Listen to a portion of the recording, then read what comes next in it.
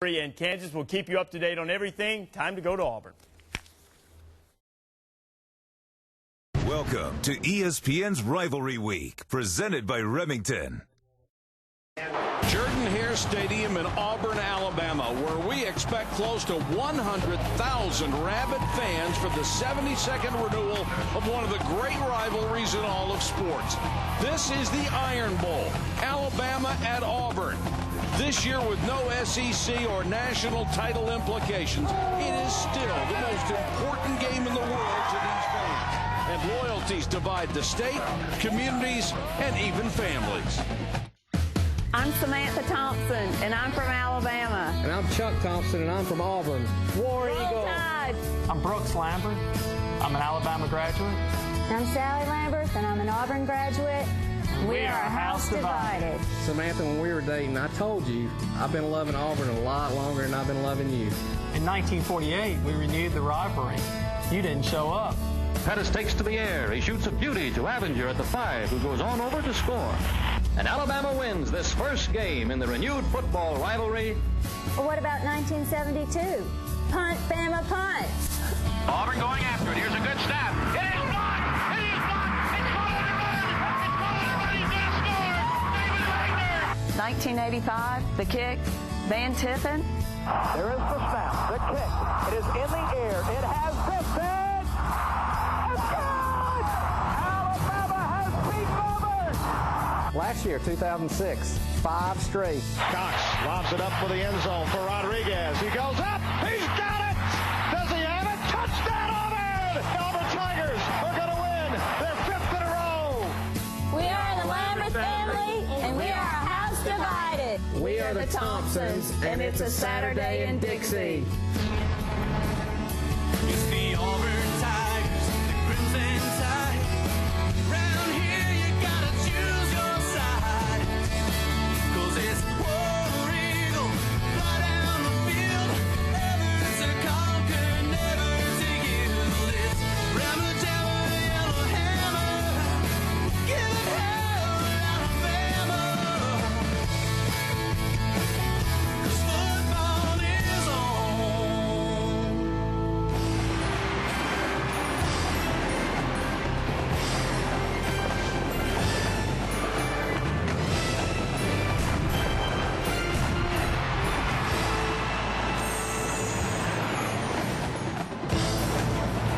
College football prime time on ESPN is brought to you by Hampton Hotels. Standing room only at Jordan-Hare for the Iron Bowl, Alabama and Auburn for the 72nd time. Good evening, everybody. Mike Patrick, Todd Blackledge. It's great to have you with us.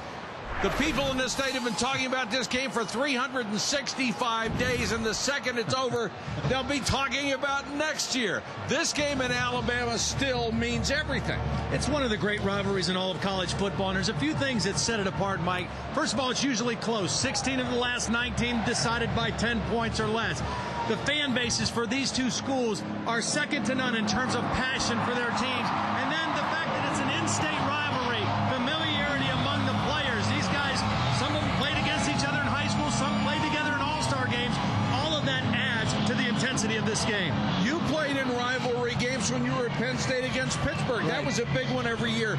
What's the emotion like in these games? Oh, it's sky high. I mean, you're jacked up before the game. You want that emotion. You want to feed off of it, but you also have to play under control, especially if you're a quarterback in a game like this. Sometimes, quite honestly, the best thing that can happen to you, get hit in the mouth early on, shake it off and say, all right, let's go play football. Getting hit in the mouth might happen tonight. Absolutely. At least a couple of times. Waiting on the teams to come out. Alabama in the midst of a 3-game losing streak, but they can solve everything with a win tonight. That's what their fans will remember under their first-year coach, Nick Saban. They are 6-5 coming in, a disappointment after they got started so well. A lot of people said, hey, Alabama is back, but Nick Saban knew that wasn't correct, that he still had a ways to go. But you know, with all the success he has had, he will make a difference with the Crimson Tide. And here comes Alabama to face a hostile crowd at Jordan-Hare.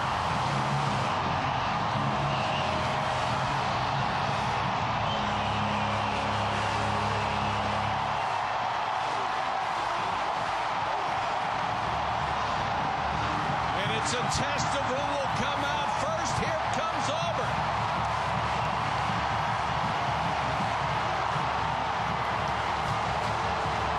A little gamesmanship before we start. Huge rivalries tonight on ABC, ESPN, and ESPN2. The losers will hang their heads. The winners will celebrate.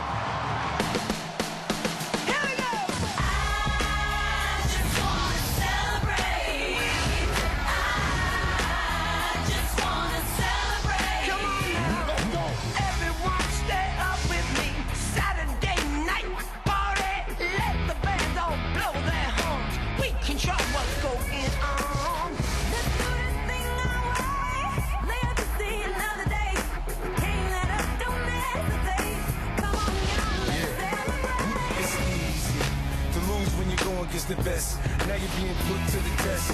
Welcome to the Terror Dome. Now you're on your own. We gon' see who regulates and who gets to celebrate. I just wanna celebrate. I wanna celebrate. I just wanna celebrate.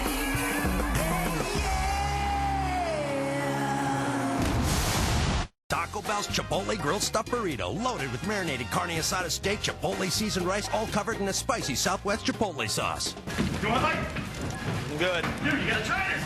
For taste, not fire, think outside the bun.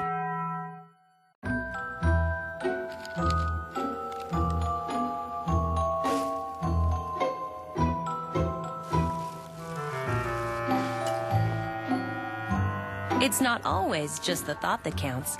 Give him something he'll really love and want to use every day. The Philips Norelco Architect. Its flexible head removes even the trickiest hairs from his neck. Simplicity is giving him a gift he'll actually use.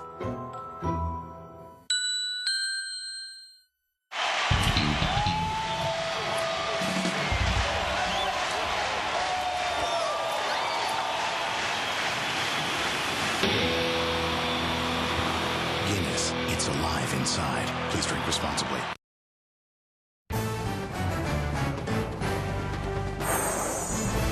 ESPN's College Football Primetime. Brought to you by Taco Bell. Think outside the bun. Philips Norelco. Sense and simplicity.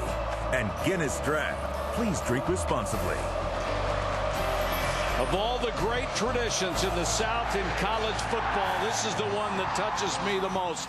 The War Eagle, Nova, flying down on the field here for the Iron Bowl, the 72nd renewal of the series between Alabama and Auburn. 100,000 people in the stands here, millions more watching on television, and a lot of people watching from the 1203rd Engineering Battalion in Balad, Iraq. They are stationed out of Dothan, Alabama. And some are Bama fans and some are Tiger fans. Here's some of the things they'll be seeing tonight in Iraq. We'll take a look at some of the great memories from this storied rivalry. And is the Iron Bowl the best rivalry in college football? Todd will give us his best 5. And, of course, the culinary tour will continue with Todd's Taste of the Town. First question that Nick Saban asked us when we interviewed him on the phone. Todd, where are you eating, buddy? Yeah. Did you patent that by any chance? No, unfortunately, I did not. It might have been a good idea. Auburn will kick to Alabama.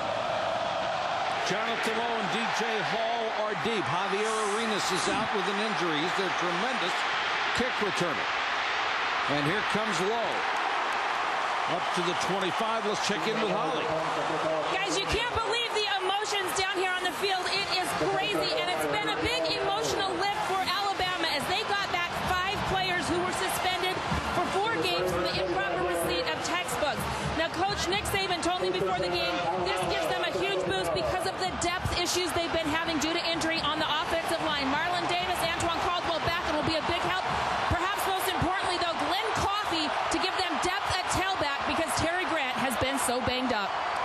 And Holly, Coffey is out there right now. Coffey's going to start out the game. He's a bigger back at 6'2", 197, a little more powerful than Terry Grant or Jonathan Lowe or Roy Upchurch, other backs we might see tonight. Very important for Alabama to run the football with some success tonight. Out of the eye behind John Parker Wilson. Coffee. Big hole up the middle, and he pounds ahead to the 34 to tell us about that Alabama offense. Here's Alabama grad Brooks Lambert. For the Alabama offense, starting at quarterback, the Hoover, Alabama native, John Parker Wilson. His favorite target is wide receiver DJ Hall, who owns 7 different records, including career receptions for the Crimson Tide. The offensive line is led by Andre Smith, who's from the Iron City of Birmingham, the place that gave the Iron Bowl its name. That handoff nearly fumbled, and the strong safety, Zach Etheridge, was at the line of scrimmage and came up and stuffed it. Oh, right away, a third down situation for John Parker Wilson and the Alabama offense. This has been a sore spot for them this year. When they've won games, they've been effective on third down. When they've lost games, in their 5 losses, only 29% conversion rate. They'll empty the backfield as Coffee goes out as a wide receiver. Auburn looked a little confused on defense. They come with a 4-man rush, and they knock it down. Eric Brock to tell us about the Auburn defense. Here's Brooks' wife, Sally. For the Auburn defense, on the defensive line, sophomore Antonio Coleman leads the team with 7 sacks. At linebacker, the playmaker Trey Blackman is also a sophomore. And senior Patrick Lee leads a secondary that has 11 interceptions in the last 8 games. And the 11th ranked defense in the country, which Auburn is this week, forces a 3-and-out. The punt to Dunn. Very short. He makes a fair catch up near the 35-yard line. 43-yard kick, no return. Good job by Auburn in the opening series. One of the things we're going to see from Auburn tonight, a lot of movement and shifts. They had an extra week. Very unusual to have an open week before this Alabama game. But that extra time, and plus their familiarity with Nick Saban's defense, a lot of shifting in motion, particularly with their tight ends, trying to confuse the Alabama defense. Here's one right away. You saw Tommy Tuberville with that tremendous record against Alabama, 6-2. Immediately, Brad Lester gets some running room off the right side. To tell us about the Tiger offense, here's Auburn fan Chuck Thompson. At quarterback for the mighty Auburn Tigers is Brandon Cox, the left-hander from Trussville, Alabama. He'll be handing the ball off to Brad Lester, who averages a touchdown every 14 carries. The offensive line is young with 3 true freshmen starting: Chaz Ramsey, Lee Zimba, and Ryan Pugh. Rashad Jackson is the injured Alabama player. He's been down on a knee and hasn't been able to get up on his own since the end of the play. And he's their leading tackler with 76 tackles coming into the game. Has had an outstanding season. Also leads the team with 6 interceptions. So good to see him back up off the ground. And that's 6 interceptions, is tied for 4th in the country. So he is huge for their defense in terms of turnovers. Rod Smith came in and just cocked. And there it is, that early hit in the mouth, you know. Welcome to the Iron Bowl. That's what it is right there. Rashad Johnson getting checked out. Probably see him back very soon. Got decleated.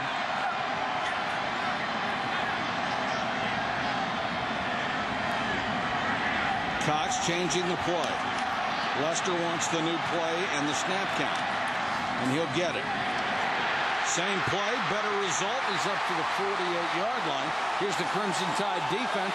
Chuck's wife, Samantha, does the honor. The Alabama defensive line is anchored by Wallace Gilberry. The senior leads the Tide with 9 sacks this season. For the linebackers, senior Darren Mustin had a career-high 14 tackles last week. And senior cornerback Simeon Castile is from Birmingham and playing in his 47th career game. Roll Tide, roll! They did a very good job with that, didn't they? They did. Cox out in the flat, Mario Fannin. This is what makes Auburn so effective, Todd. You pointed it out early in the season. If they can run just enough, then the play action works. Well, it helps everything. When you run the football effectively, it really helps your pass protection. And then it really helps Brandon Cox because the strength of his game as a quarterback is play action pass. He's a very good ball handler. He's a good, accurate, medium range thrower. And all that works well when you're running the football with some success. Overall, Auburn isn't even in the top 100 in offense this year. It has been basically a run-oriented offense and a solid defense that's helped them to a 7-4 record. And this time, no dice, and that's down. Brad Lester was spun to the ground by Mustin, who just about spiked him. Darren Mustin, as we heard in the lineups, a career-high 14 tackles last week in that frustrating loss to Louisiana Monroe, but he has really played well all season. Just a real success story, a guy who was kind of a walk-on guy who kept working and has been one of the real leaders on this Alabama defense this season. Transferred from Middle Tennessee State and walked on, paid his own way to play football in Alabama. Cox, another good play fake. Has a man wide open, but throws it to the point when Cole Bennett makes the catch and has to go to a knee. And Alabama was pretty lucky that time that he did slip down to the knee because he had some room in front of him. The misdirection on the bootleg, second time Brandon Cox has had somebody open off of that misdirection. Again, you run the football with some success. Linebackers watch that run, and then tight ends come out the backside on the bootleg. It'll still be 3rd and long. Auburn in its opening possession.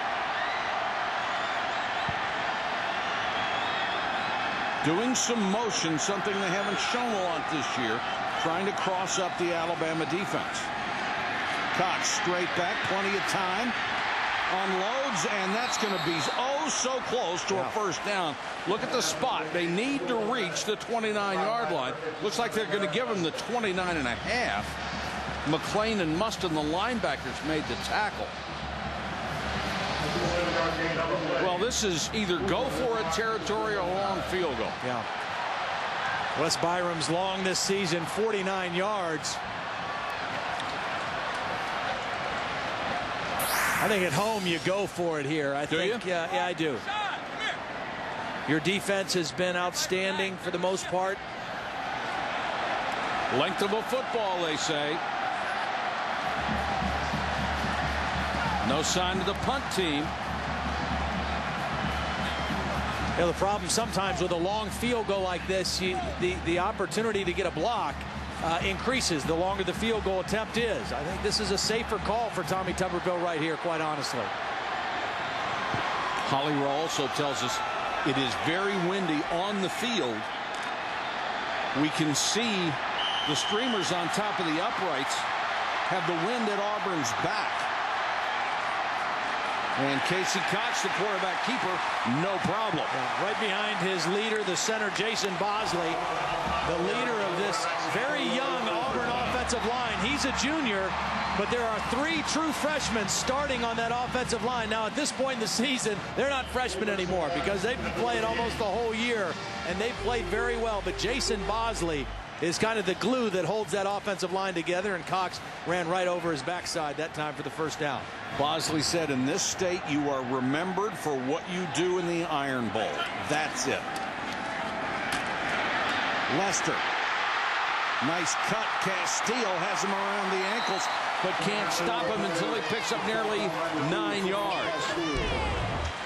Tyrone Green with a good block. Andrew McCain with a good block on the pull. Nice job by Lester reading the holes. Good blocking by the wide receivers for Auburn. They're bringing them back inside against the linebackers, working downfield, and Lester, probably the most explosive of the Auburn trio of tailbacks that we'll see tonight. Now Alabama temporarily at least losing another defender, Ezekiel Knight, the strong side linebacker, limping off. One thing about Lester, he missed the first half of the season. He was an academic suspension. Finally got that in order, and he has been a big part of this offense. Who knows what they might have been able to do had he been able to play the entire year. Ben Tate is in as the new running back. And Tate will get a carry. Hit in the backfield. Spins off a tackle. Mustin had him in the backfield. Couldn't control him. Let's take a look at tonight's X Factor presented by Dell. Well, in this ball game for Alabama, I think they need to win the running game. And right now Auburn is holding that edge. But the winner of this game the last 8 times has rushed for the most yards. For Auburn, they must win turnovers. When they have lost games this year, they have been horrible in the turnover margin. When they win games, they take care of the football. It's a very simple formula for the Auburn Tigers. Tate now left alone. 7 yards behind center is the tailback, and he'll get the toss. They like something on the right side. They've run there frequently. And Todd, you mentioned this is such a physical game every year between these two teams. It'll be the most physical game they play. So if you win the running game, that falls right in line. Yeah, and one of the reasons Auburn is having success early on running it is because they're doing a lot of this shifts of the tight end and motion. Why are they doing that? It's something they've done in the past, but not as much this year. It's because with Will Muschamp being the defensive coordinator who used to be with Nick Saban, they've been able to lean on him and understand Alabama's defense. And Alabama's defense is predicated on where the tight end lines up. That's how they set their defense and set all their checks on the defensive side. Therefore, more motion tonight. Cox draw play to Tate inside the 5. Dragging tacklers with him. Tate still on his feet. That'll be 1st and goal, Tigers.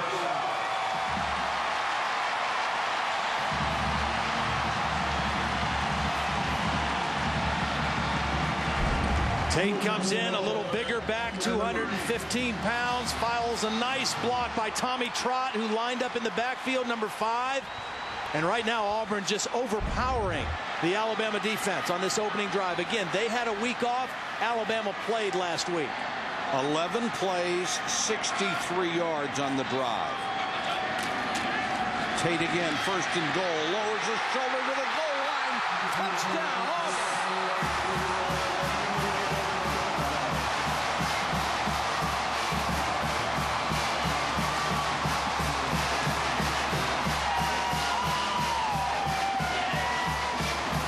A little distraction at 4 a.m. in Iraq for the Auburn fans. And that was a 12-play, 66-yard drive, and they basically shoved it right down their throat. Yeah, I think they threw 3 times, maybe a couple bootlegs, and the one pass to the tight end that got him close to the 1st down. West Byram for the point after.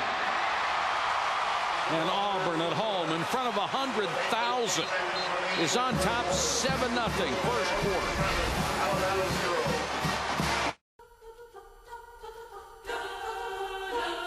Nothing says happy holidays quite like the word duh. As in, it's obvious.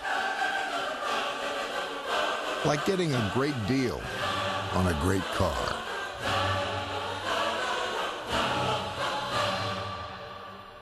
Happy holiday. Get $500 HMFC bonus cash and 0% APR for 72 months on a 2008 Hyundai Sonata. This is the story of giving my mom what she really wants for the holidays.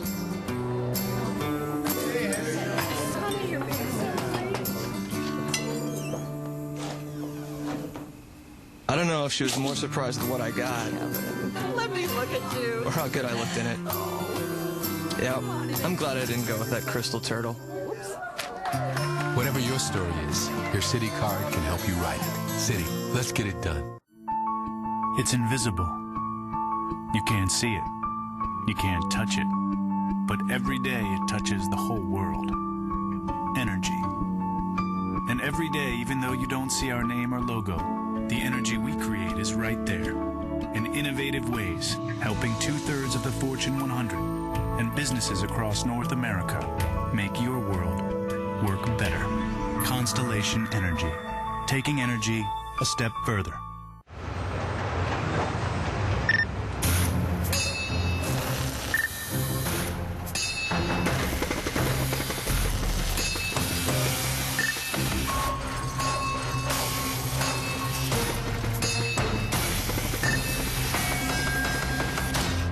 Communicate in less than a second with Nextel Direct Connect.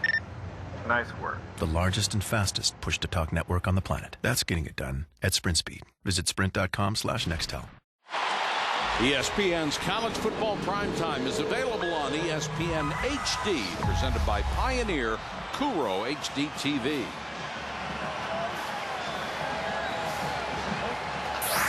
Auburn has now scored touchdowns in 6 of its last 8 opening drives. That one went 65 yards in 12 plays. Took almost 5.5 minutes off the clock. Lowe and DJ Hall are again deep to receive. Byram to kick for Auburn. Lowe from the 1. Swallowed up shy of the 20. Time now for tonight's rivalry notebook presented by Sonic. This is the 76th game in this series. Unbelievably, almost, they didn't play from 1908 to 1947, basically because of an issue about per diem. Yeah. One school wanted $3.50 a day. The other one wanted $3 a day. They had a problem with an official, and they didn't play for 41 years, over 50 cents a player. Are you kidding? It's the Iron Bowl, man. It's the Cheapskate Bowl for 41 years.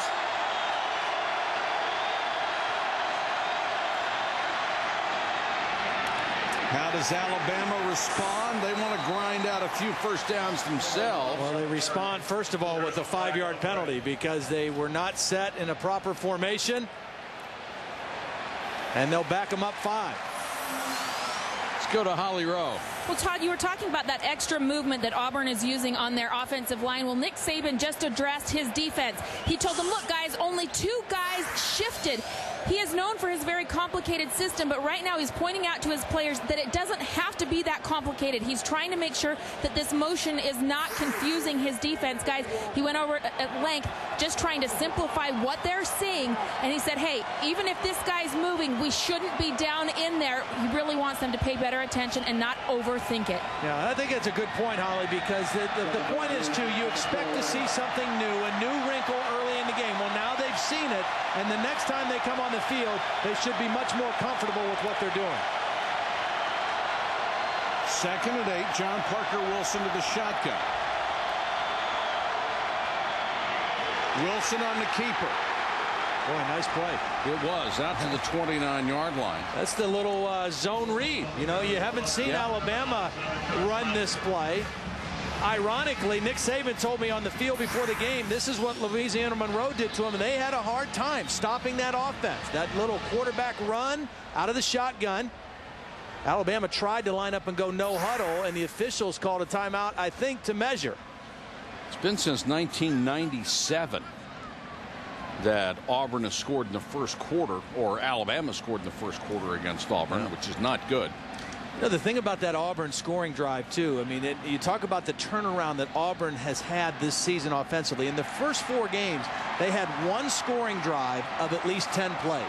Well, now that was their 14th scoring drive of 8 plays or more, or of 10 plays or more in the last 8 games. So, I mean, the first 4 games, they couldn't sustain the football. Yeah. They were terrible on 3rd down. They couldn't protect the football. And ever since then, they really have played pretty well offensively. They had some problems against Georgia in their last game, turning it over 4 Brandon Cox interceptions, but they have moved the football extremely well. Out of the eye this time with 2 wide receivers. Wilson under pressure and throws incomplete, intended for Travis McCall, the tight end, and Derek Marks had a beat on him and really gave him a shot. Yeah, hit him right in the jaw and also knocked his hand warmer right off his waist. So those are the kind of shots that you remember.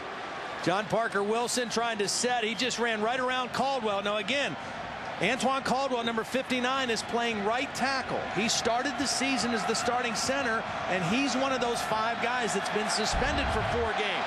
That time he didn't play very well against Derek Marks. He was on the Remington preseason list as the best center in the country. They moved him to tackle because they felt they really needed him out there. And Coffey grinds out a couple of yards before Chris Evans, the leading tackler on this team, made the stop. And that's a big difference. I mean, they made the move because they feel this gives them their best 5 guys up front. But when you're a center, you're used to having guys on both shoulders. You're used to having help all the time in there. When you're a tackle, you're out on the edge. And if you're going against a good pass rusher who knows it's a passing situation, that's a whole different deal than a guy who's played center. 3rd and long. They stack wide receivers to the far side, and that's split backs. Blitz coming. And they got there. They got there as a group. Pat Sims led the way. That is his 3rd sack of the season, and a great time for Auburn. And this time it's Pat Sims who's playing over the center, Evan Cardwell, who just blows right in there and gets the sack. 95 Sims just whips the center and comes right up the middle at the quarterback, and Marks is there to finish him off. But it was the pressure initially from Pat Sims that caused the problem. P.J. Fitzgerald will punt. And Dunn, number 3, drops back to his 37-yard line. Nice high kick, and a fair catch made at the 40. 37-yard kick, no return. It's Auburn on top of arch rival Alabama.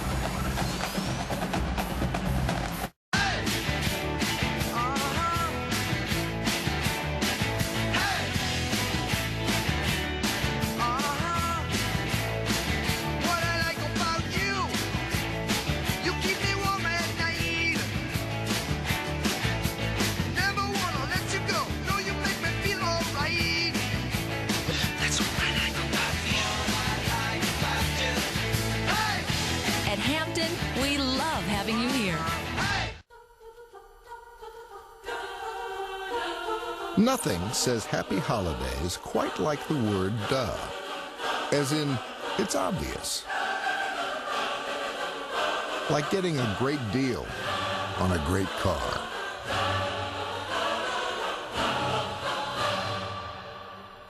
Happy holiday. Get $500 HMFC bonus cash and 0% APR for 72 months on a 2008 Hyundai Sonata.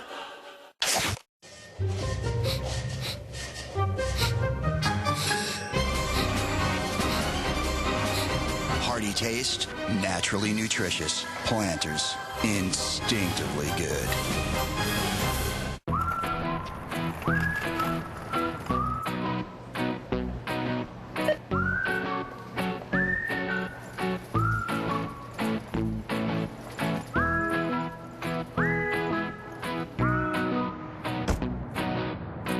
Bring your favorite team home with Glidden Team Colors Paint, the true colors of true fans. Team Colors Paint, exclusively from Glidden and only at the Home Depot.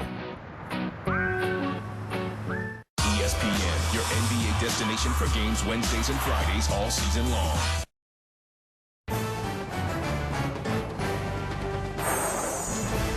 ESPN's College Football Primetime is presented by Hampton Hotels. At Hampton, we love having you here. And in part by Hyundai Big Duh Holiday Sales Event. The same great cars and great deals. Welcome back to Jordan-Hare Stadium. Our aerial coverage for tonight's game, courtesy of the Outback Steakhouse Airship. Bloomin' Onion One, specializing in sports coverage all year. Look for the Bloomin' Onion One at sporting events all over the country. Auburn has controlled both sides of the ball so far. And they look like the more confident team, and they look like the fresher team. I mean, they look quicker and more sharp than Alabama in the early going here. Cox rifles that one down the middle, and it's caught by Smith. Rodriguez Smith with a 32-yard gain. Lionel Mitchell made the tackle.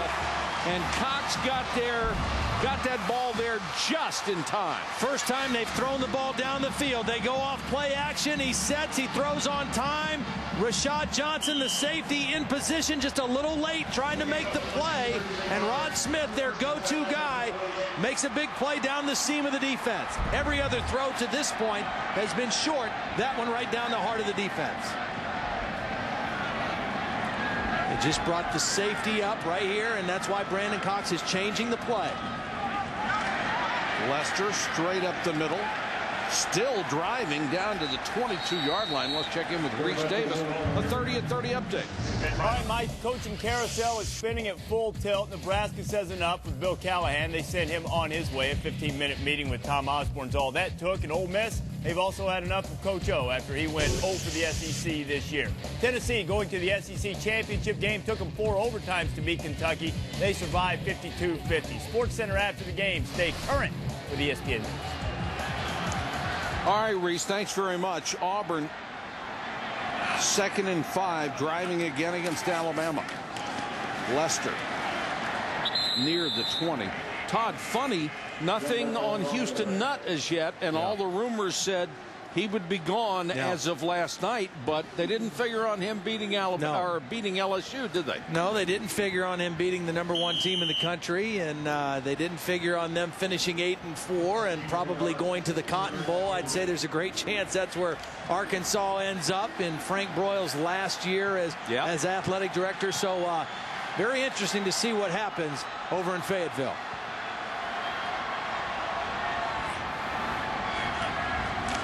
Third down, about 3. Cox, good protection. Throws. That ball was nearly picked off by Castile. Simeon Castillo is one of those corners who just has great ball instincts. He makes big plays. He's a guy who gets picks. He forces fumbles. He strips balls because he's a football player who has great instincts. Of course, his father, Jeremiah, was an All-American cornerback for Bear Bryant at Alabama. Great player for the Broncos. And he has those same kind of instincts around the ball. That'll bring on Wes Bynum for the field goal try at 37 yards. And Bynum drills it through. 16 out of 20 this year for the hero of the Florida game. Excuse me, Wes Byron. My apologies. The rivalry week coming to an end. What's the best rivalry? We'll have Todd's top 5 when we come back.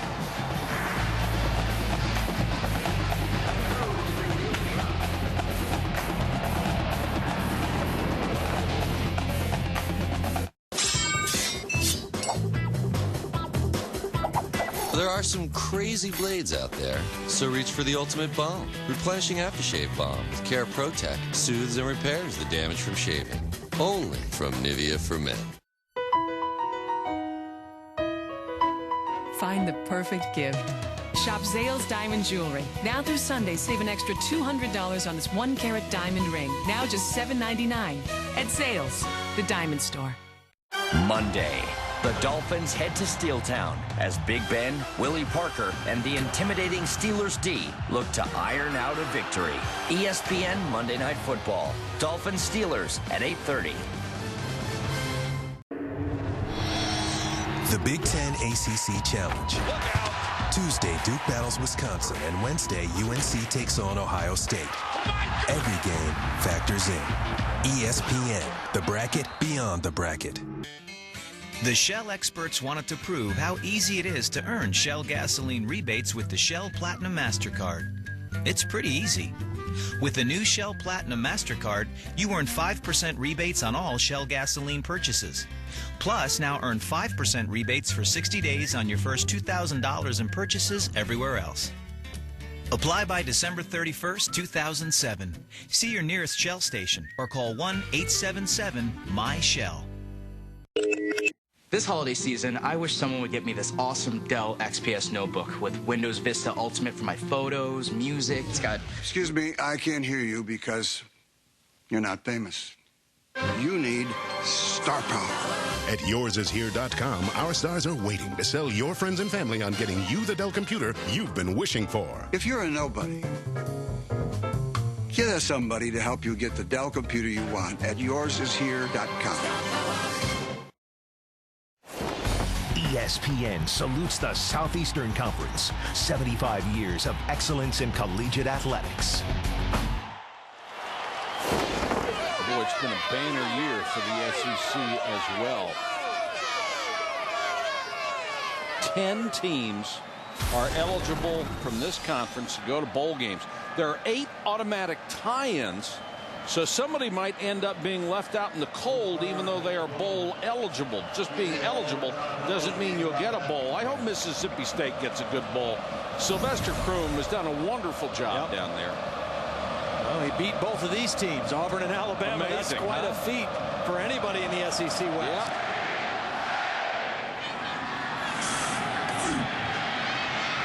Jonathan Lowe got a seam.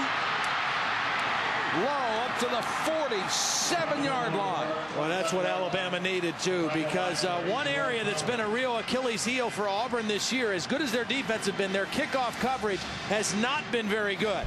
And even though they don't have Arenas in the game, Jonathan Lowe makes up for it. Hits a good seam, good blocking at the point of attack for Auburn. Key block in there by Travis McCall, number 83, a backup tight end. And Alabama with excellent field position. Gerard Powers with the solid tackle at the end of it to save a further advance. Coffey remains as the running back. Trying to get DJ Hall. DJ Hall involved in the offense. Hall's been a tremendous receiver, but they haven't thrown the ball that well, so any opportunity to get DJ Hall the ball is a good one. Well, you want to get him involved early because he is definitely a difference maker on your football team. He was suspended for the first half of the game last week against Louisiana Monroe, played in the second half, but he has had a monster season, 60 catches and 6 touchdowns. Blitz coming, flags are down. Well, the Alabama fans would argue that nobody for Alabama played in the second half last week. And it looked like it was Cardwell who moved early. Prior to the snap, false start, 78. Offense, 5-yard penalty, remain second down. And to say Mike Johnson 78 instead of Cardwell 70. Those are costly penalties, too. You have second and short. You've got a lot of options, and now you're back at 2nd and 8. You just can't afford, when you're on a 3-game losing streak, even though you've not been penalized very much, can't afford those tonight. Coffey got a good block, but that was a solid defensive play by Antonio Coleman, who's been a real find for them. Let's go to Holly Rowe. Well, guys, this offensive line for Alabama is very different than what we saw early in the year against Arkansas and Georgia. They are discombobulated. They're just not firing on all cylinders and playing as a unit. Andre Smith, the left tackle, is the only guy who has started at the same position every game this year. And poor Antoine Caldwell, he's started at 4 different positions now. Guys, they just don't have that continuity that you like to see on an offensive line right now. Yeah, Caldwell looks different to me at right tackle. He looks like he is not sure where he's supposed to go. 3rd and 3, pressure coming.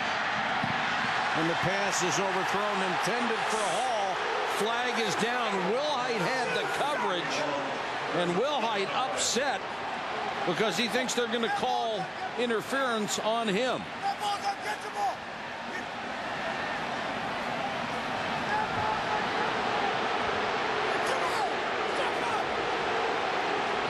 And they are.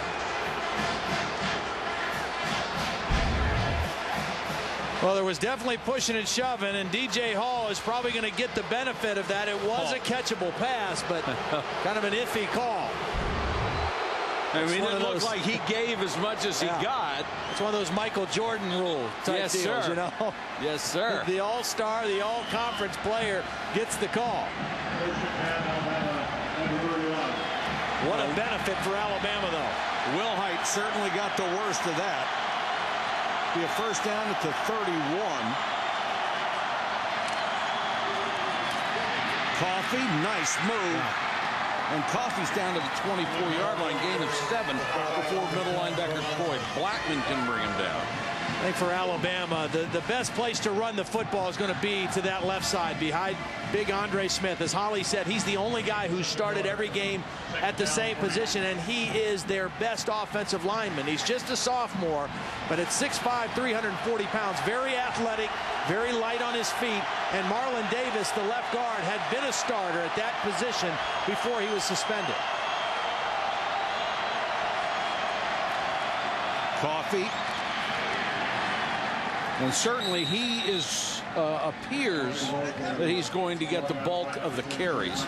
And although he doesn't look a lot bigger than the other guys in the backfield, he certainly seems to run bigger. Yeah, he does. He runs with his pad level a little bit lower, initiates a little more contact.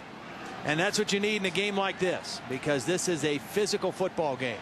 And the better that Alabama can run, the better their pass protection will be for John Parker Wilson. You know, I was here. This is my 4th Iron Bowl that I've broadcasted, and I was here 2 years ago when Brody Croyle was the quarterback for Alabama, and Auburn sacked him a school record 11 times. And part of that is when you shut down a team's running game, you can really pin your ears back and go after the quarterback. And that's what Auburn has been able to do to Alabama the last couple years in this rivalry. It's Will Muschamp, the defensive coordinator, 2nd year here at Auburn. He was with Nick Saban at LSU, and then also for the 1 year with the Dolphins in 2005. Very familiar with Nick's system, but also very appreciative of what Nick has done and meant to him in his career. Said he wouldn't be where he is today without Nick Saban. First down from the 21 out of the eye. Auburn showing blitz. Got an 8-man front, and when they came up to show that 8-man front, somebody on the Alabama line moved. Yeah, and they just got to hold their water. I mean, that was a late shift by Auburn. You got to hold in there. False start, 76. First down. It's Marlon Davis, the right guard. Of course, they have switched so many guys along the offensive line, and you want guys who can play different spots. But I agree with your analysis. You move a guy from center to tackle, that's a huge difference. That's a big change. Even though he's athletic enough to play out there, it's different. Wilson, good protection. Throws underneath, and Coffee will only get a couple of yards out of this. And that is going to be the last play of the first quarter.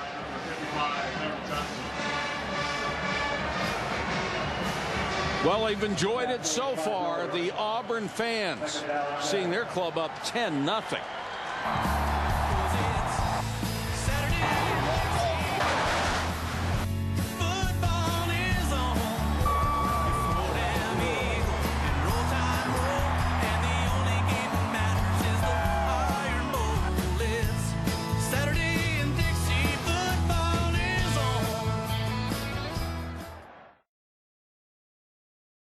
Rose Bowl game presented by Citi. New Year's Day at 4:30 Eastern on ABC.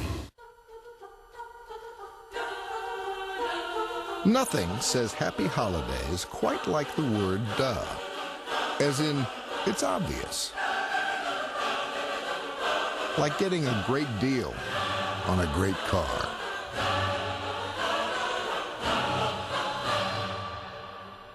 Happy holiday. Get $500 HMFC bonus cash and 0% APR for 72 months on a 2008 Hyundai Sonata. Tommy. Marco. Love the jacket. Do you? Yes. $90. What? Ooh, nice tie. Thanks. $12. Double cheeseburger. $1. The McDonald's Double Cheeseburger, one of the extravagant choices on the dollar menu. Are you a dollar millionaire? Oh, game day. Yeah, lucky breakfast. Bergwood! Your new car's rolling. It's not stolen. I just bought it. It's gonna hit that truck. There's no need to swear. Oh. Hot car, huh? It's on fire. Do you have new car replacement? Call Allstate to sign up today. Are you in good hands?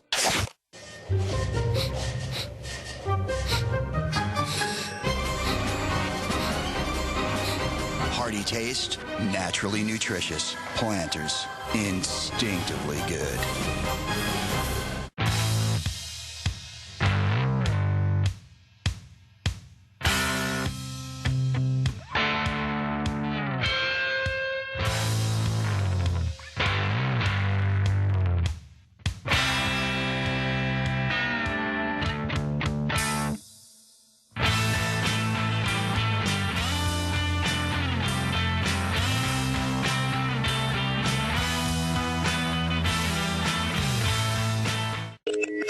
This holiday season, I wish someone would get me this awesome Dell XPS notebook with Windows Vista Ultimate for my photos, music. It's got... Excuse me, I can't hear you because you're not famous.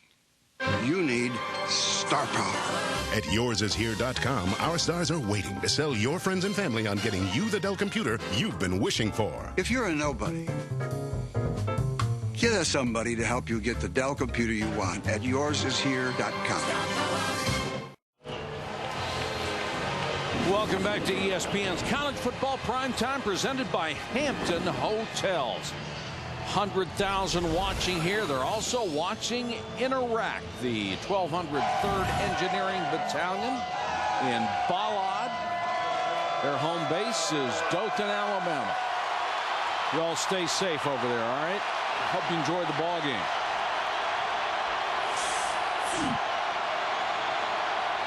John Parker Wilson out of the shotgun. Coffee on the delay. Nowhere to go, down to the 20. Why is it so important that Alabama can run the football? I'll tell you why. Because Auburn loves to play a defense where they're going to show a cover 2 shell defense all the time with 2 safeties. And as long as they can continue to do that and keep 2 safeties deep, then that is going to allow them to play combination coverages on the passing game of Alabama. They must force one of these 2 safeties right here or right here to come up and play closer to the line of scrimmage. Now, they're not on this 3rd and 8, but on rundowns, they've got to get them up closer. Empty backfield. Blitz coming. John Parker Wilson runs away from pressure. Lost the ball. No official signal as yet. John Parker Wilson was the first guy who had a shot at it after Pat Sims had a shot at him. And last year in the ballgame in Tuscaloosa, it was 2 fumbles by John Parker Wilson caused by Quentin Groves on sacks that led to 2 early touchdowns for Auburn. This time Sims chasing the play from behind. Great hustle play by Sims. Knocked the ball loose, but Alabama not only gets it back, they get a first down out of it. And the fumble resulted in a first down. He was at least a yard shy of the necessary distance.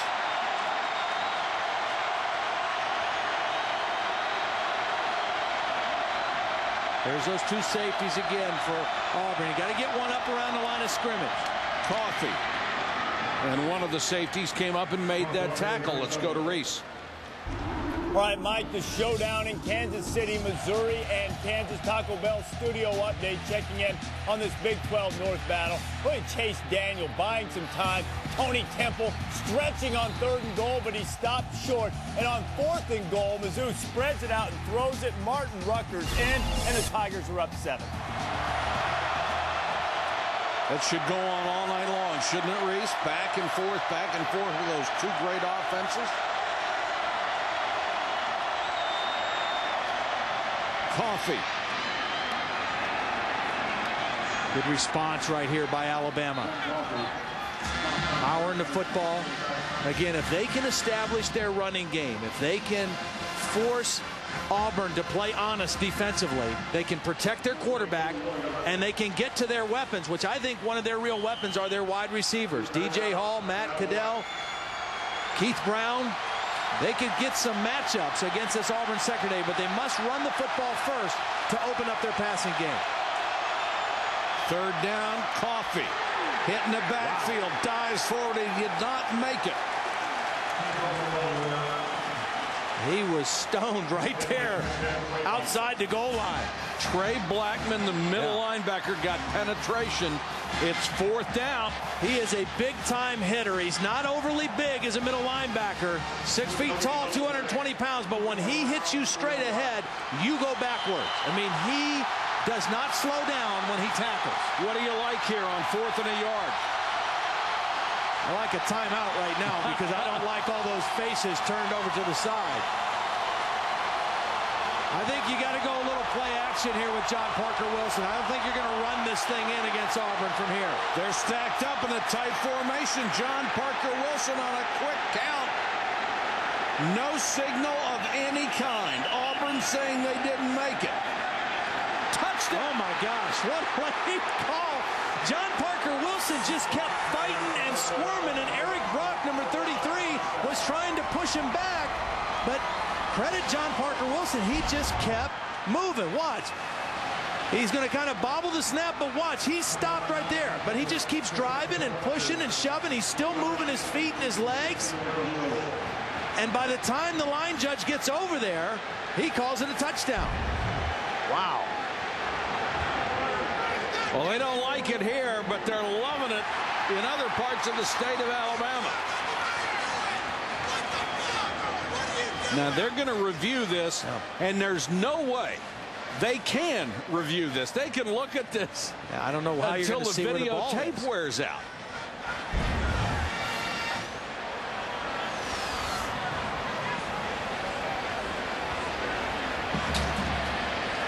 Well, John Parker Wilson is number 14. You can just see the back of his jersey. Now, here come the linesmen. The umpire is right in front of the play. He's got the best view of the whole thing. See, I thought I saw John Parker Wilson's head over the plane of the end zone, but I didn't see the ball. Well, they see it halfway around the world. They make a better call. Well, I'll tell you what, it's kind of dangerous going on a quick count down at the goal line, too. And they got enough of a push. They ran behind B.J. Stabler, the right guard. Well, I don't know how you could possibly overturn this. What are you going to see? No, there's no way. You can't do. Every shot we looked at, you couldn't see the ball. No. After review, the ruling on the field stands. Touchdown. So Alabama with a huge drive to get back in this game, and a huge play on 4th and 1. They get it in. A sly smile on the face of Tommy Tuberville. And remember the snap. He barely got the snap clean, and then just kept pushing and shoving. And Tiffin with the point after. Alabama closes within a field goal. Second quarter at Auburn.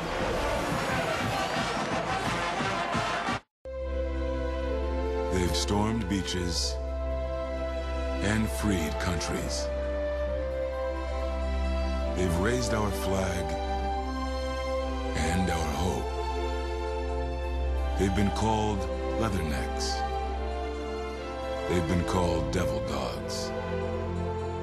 But above all, they're called Marines.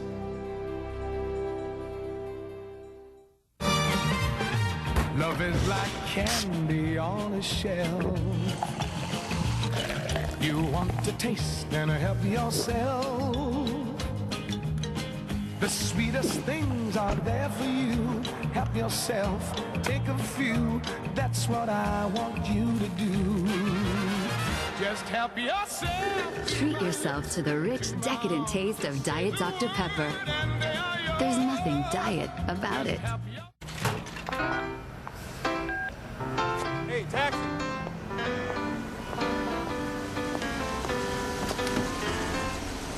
Merci. More bars in more places. That's what you can expect from the new AT&T, the largest digital voice and data network in America, and more global coverage than any U.S. carrier. So switch to the network you can trust. AT&T, your world delivered. Now get 50% off all Samsung phones like the A737.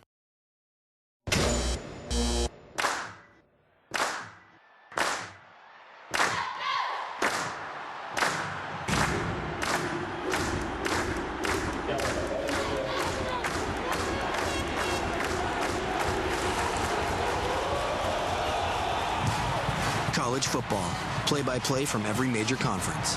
XM. Get 3 months free when you activate an XM radio by December 31st. Are you on? How far was Auburn's touchdown?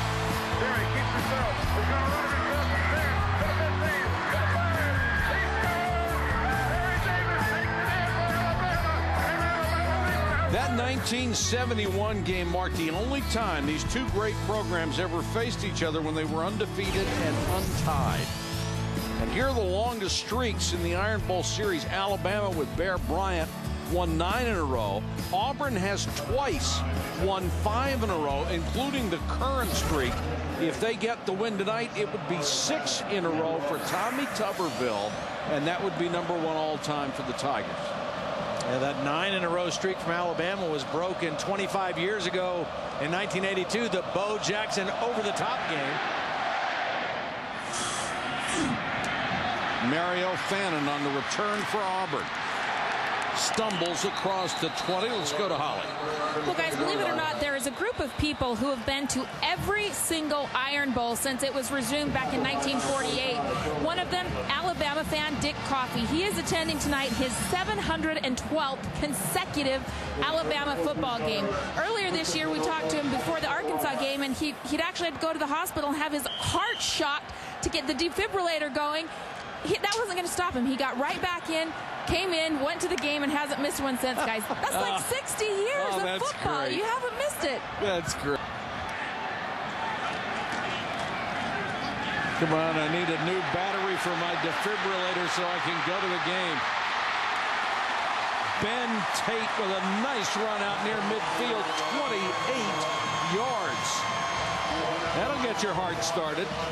Well, Tommy Trott, #5, is doing a great job blocking. The tight end just turns his man out, opens up a nice seam for Ben Tate, and a loss of contain by the Alabama defense on the perimeter. Bad leverage by the Alabama defense, but credit Tommy Trott with a huge block on the edge. Both of these teams want to run the football, and they both need to. Draw play, Tate again. Mustin was there along with McClain. Here's Reese. All right, Mike, Missouri and Kansas again on ABC. Border showdown. Todd Reesing had Kansas on the move, down 7-0, firing it to Kerry Meyer. Backup quarterback and part-time wide receiver for the Jayhawks. And now Reesing firing into the end zone, and a terrific interception by William Moore snuffs out the threat. Missouri still leading by 7. All right, Todd, one of those teams will be first or second in the nation by the time the evening is over. West Virginia should occupy the other spot. Hawthorne caught it out of bounds. And he was beat. He beat Kareem Jackson. But Brandon Cox just a little bit too much to the sideline, and Hawthorne not able to come down with a foot in bounds. He had a step on Jackson. Ball thrown too wide. And there you see the foot in the orange out of play. 6'3", 209, an inviting target.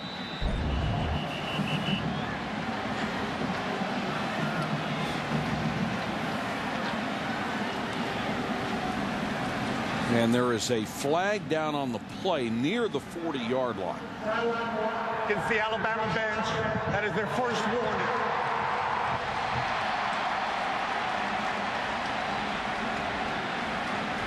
Well, I don't know who next get-back coach is, but he's got to get him working over there. Third down, Auburn has not been very good.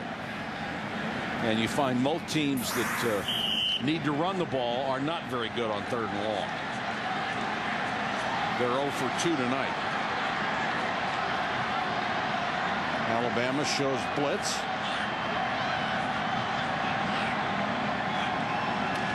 But only come with 4. Cox with room, goes to Tate. Tate's got the first down and more. 35, 30-yard line. First down, Tigers. Lionel Mitchell made the tackle. Really nice job by Brandon Cox. Not known as a scrambler, not really a running threat, but you don't have to be an effective quarterback. You do have to be able to buy yourself time. And that's what Brandon Cox does here. There's a free rusher. He eludes that and then just flicks it out to his safety valve, Tate, who gets the first down. Keep your vision downfield, scramble to buy time, and then make a play.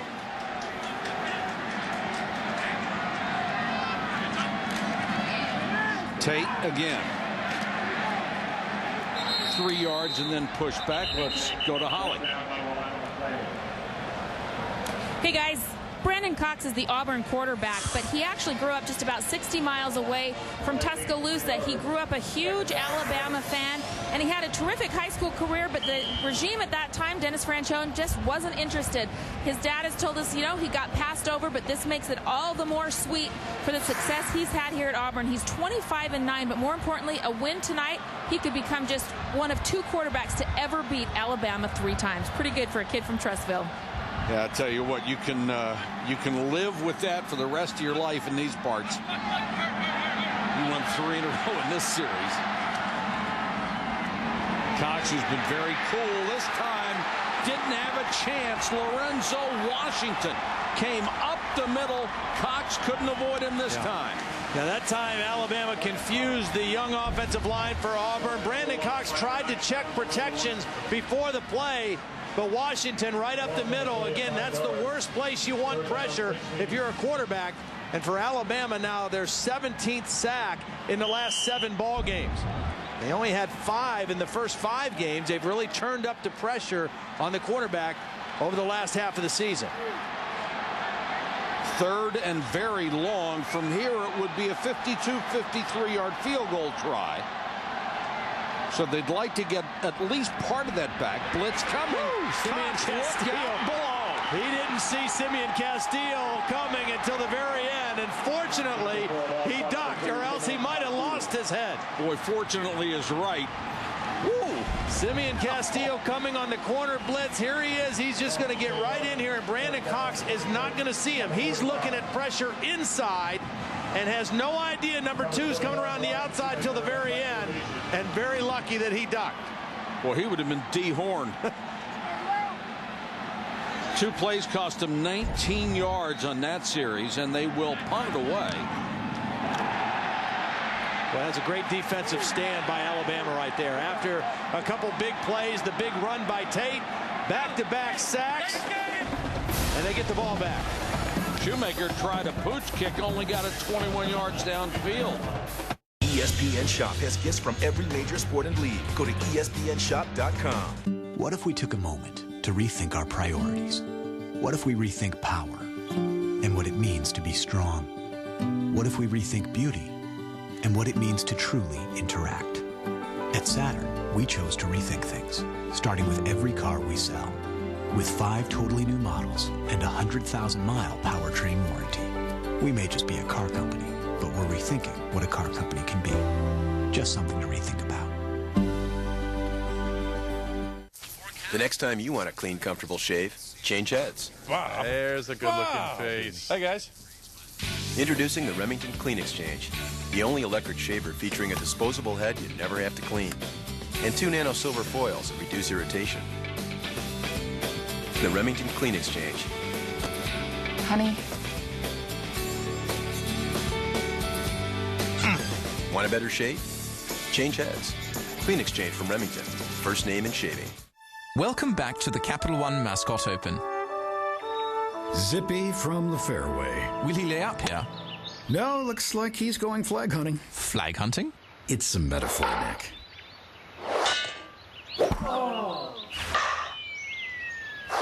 That's going to leave a contusion. Brilliant course management. Vote for the nation's #1 mascot at CapitalOneBowl.com. Watch the Capital One Bowl to see who wins. What's in your wallet?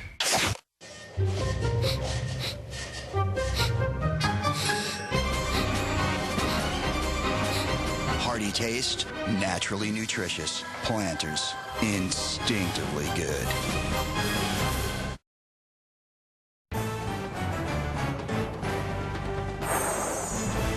ESPN's College Football Primetime, brought to you by Saturn. With 5 totally new models, it's just something to rethink about. Saturn. And Clean Exchange, the only electric shaver with a disposable head. Clean Exchange, new from Remington. These great aerial shots tonight, courtesy of our friends at Outback Steakhouse. Travel throughout the country for sporting events all year. Roy Upchurch is now the new tailback for Alabama, giving Glenn Coffey a break. With Coffey out, he and Lowe got a lot of playing time. And John Parker Wilson wants to throw on first down. and it's dropped by his tight end, Nick Walker. We talked earlier about your rivalries. What are your top 5? Who do you like? Well, I'll tell you, I start with Georgia, Florida, which is a game I did many years. It has a bowl atmosphere, both sides with equal tickets. Oklahoma, Texas, the same way. Ohio State, Michigan, the great traditional rivalry in the Northeast. And then Alabama, Auburn. This rivalry, I think, is terrific. The best one to me, Army-Navy, is spectacular. The march on by both military groups is phenomenal to be a part of. I thought you had a great suggestion when we were talking about it earlier today, that it should be separate and apart from all the other games. It ought to be played on a separate weekend because it gets lost in the shuffle anymore. You know, it used to be there were no conference championship games. There was no championship Saturday, and the Army-Navy game was that last game and deserved to have that kind of stage. It doesn't have it anymore. I think it should. And when it meant something, when they were both good, there wasn't anything like that. 3rd and about 5. Blitz coming. John Parker Wilson hangs in there and throws too high for Hall. He was over the middle but was surrounded by Auburn defenders. Got a little antsy that time. John Parker Wilson was backpedaling. He didn't have to. Again, with the offensive line suspensions, their protection has been a little shaky the last few weeks. And the quarterback sometimes loses his trust in that protection. That's what that looked like right there. John Parker didn't think he was going to be protected. Backpedaled and kind of hurried that throw. Did you ever lose your trust? Yeah, it happens. How about teeth? No. Lost some skin on my chin. But wow. A lot of pressure. They run into him. There's a flag. Yeah. Now, is it running into or roughing? It's about 5 yards. I think that's roughing. That's personal foul. I mean, they drilled him. Mario Fannin looked to be the first guy there. Had a lot of company. Yeah. Well, we've seen a couple Auburn penalties really bail Alabama out. The pass interference kept a drive going. Yep. And now this one is going to give Alabama the football back. I mean, they were in there in good position. Personal foul. Roughing the kicker on the defense. 15-yard penalty, automatic foul. And when you rush the punter, that's Eddie Grand, the special teams coach. You go for a spot where the ball's coming off the foot, not for the kicker himself. They come up the middle, and they just hit the leg of the punter. It was Mario Fannin. Yeah. His chest will hit the foot of Fitzgerald, and Fitzgerald does what punters do. He goes down like he was hit with a truck. Draw play, Upchurch. Well, that's a hard run, straight ahead. Ran over Bo Harris, who hung on to make the tackle. Talking to some of the Alabama coaches, Major Applewhite down on the field before the game, they really felt like if we can run the football and force Auburn to bring one of those safeties up to the line of scrimmage, then we can have an advantage throwing the football, because they do a great job of disguising their coverages all out of a two-safety look. There's Major right there, youngest coordinator in college football at age 29. Upchurch very close to the sticks. Chris Evans on the tackle. I think Alabama has settled into this game. I think early on they did not look settled. Auburn went right down the field on their opening possession and scored. Alabama looked a little confused, a little tired, but they've got a new energy, and they look settled into the football game right now. Let's check in with Holly. Guys, just something interesting to note. We've seen a steady dose of Roy Upchurch and Glenn Coffey at running back for Alabama tonight. Now, Terry Grant, who's been their record-setting freshman, he's over on the sideline. He's just been kind of standing on the bench, standing without his helmet at times. He doesn't look heavily involved in the game plan right now, like he's imminently coming in.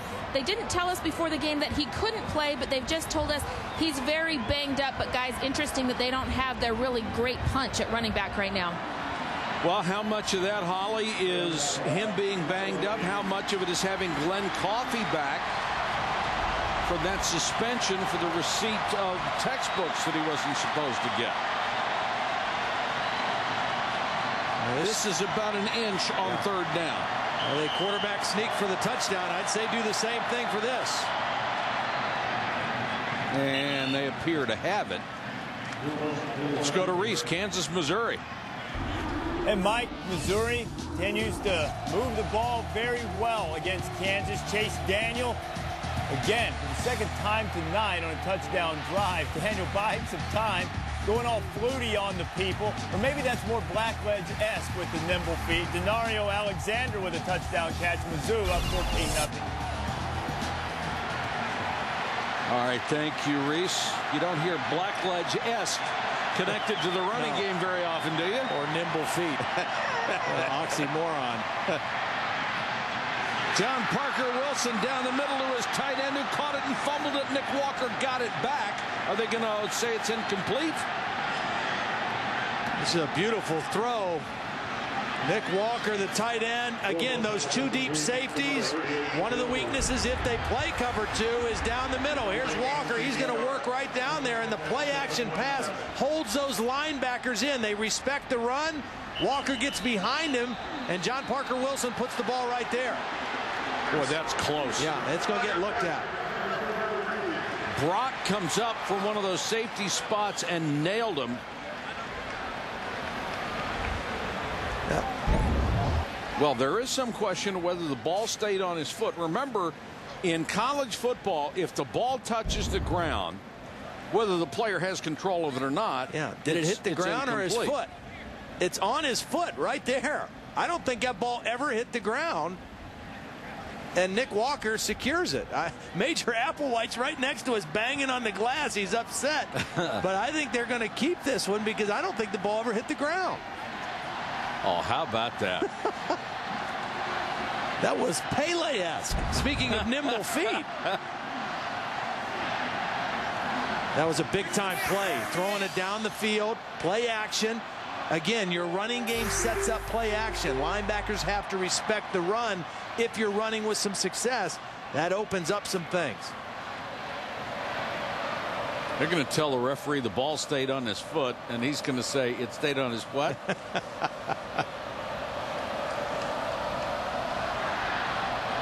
Some catch by Nick Walker.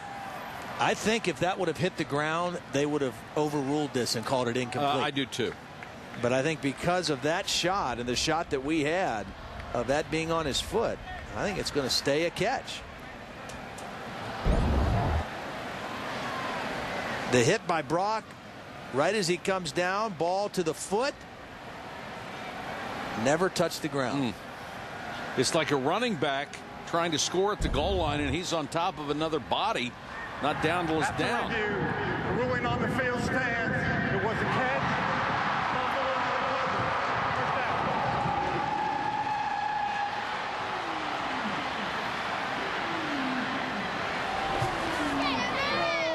So a huge play by Walker there to concentrate that much and go get the ball off the top of his shoe. 4:56 and counting first half. Alabama is driving down by 3. Upchurch remains in as the tailback.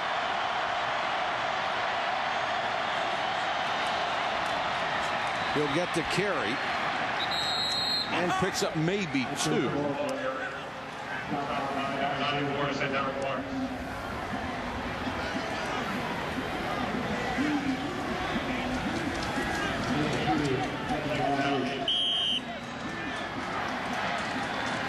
Blackman, the middle linebacker, looking to the sideline for the defensive call they want on 2nd and 8.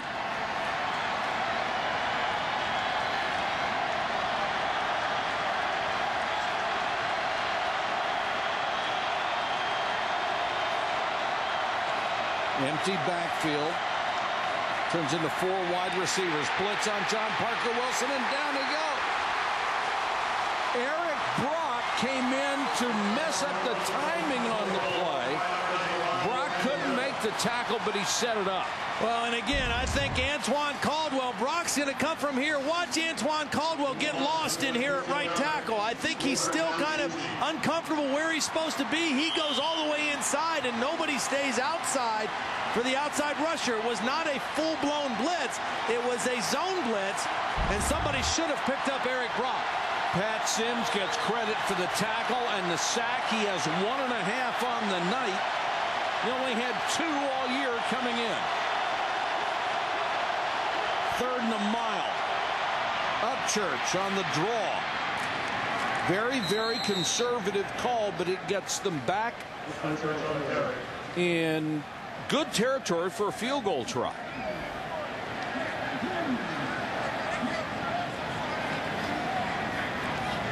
Nick Saban talking to his quarterback. I think Joe Pendry, the offensive line coach for Alabama, who is an excellent line coach, has been in coaching for over 40 years. He's going to have to sit down with Antoine Caldwell at halftime and just get him settled down a little bit.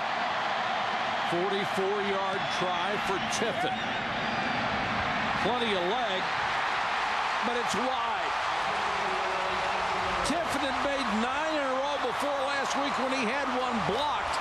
That one with the win from 44 yards wide left. And Alabama can't convert on that drive. They're still down by 3.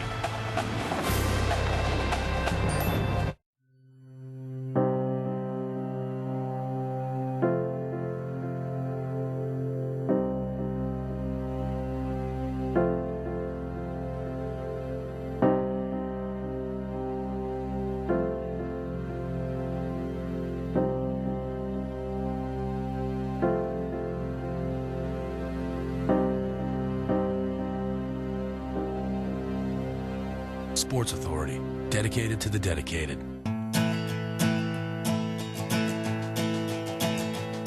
There's a bit of the bigger is better mentality in all of us.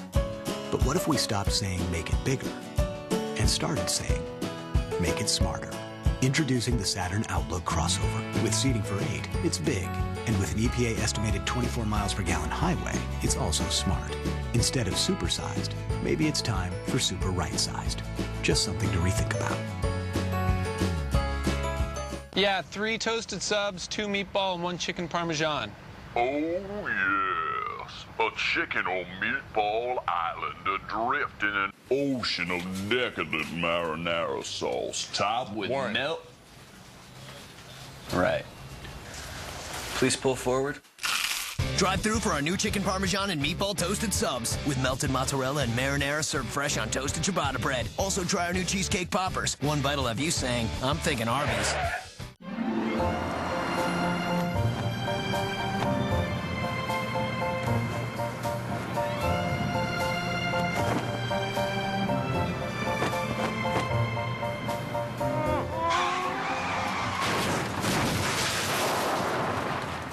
Life comes at you fast, but with nationwide Blue Ribbon Claim Services, you don't have to worry.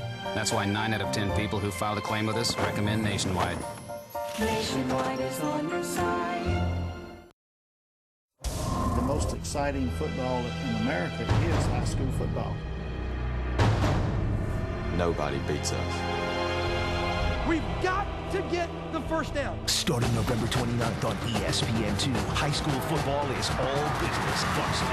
Keep your focus on the field. That's from the same group that brought you that series about Hoover, Alabama, and that powerhouse high school program called Two-A-Days. Auburn, after dodging the bullet on the field goal try, will take over at its own 27. Lester back in at tailback. Gets a couple. That's about it. Here is tonight's Aflac trivia question. Who is the only Auburn starting quarterback to beat Alabama 3 times? 3 times. Well, Brandon Cox has won twice, and he's hoping to become the second one to do that. Could it be that guy on number 7, Pat Sullivan? Could be. Won just about everything, including the Heisman Trophy.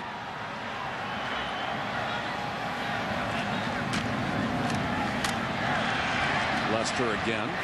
You know, Brandon Cox, it's interesting because last year in the game against Alabama, he was numbers-wise not very good. 6 of 14, 137 yards. He had a couple of interceptions, but he did throw a 23-yard touchdown pass that gave Alabama the lead for good. They ended up winning the game 22-15. You mean Auburn? Auburn, yes, thank you. And he said, you know, it was one of the career highlights was that touchdown pass last year against Alabama. Nobody on this roster has lost to the Crimson Tide. And it's remarkable in this series that anybody can make that kind of statement. Cox, excellent protection. And it's intercepted. Picked off by McClain, the linebacker, and Cox is down. 24-yard return. McClain came from his backside. He was not looking that direction. He was reading the left side of the field, and McClain came from the other side. Cox was hit low as he threw.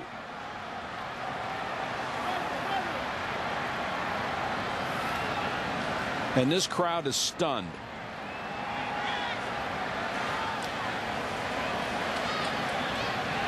And it looked like he was hit from the side.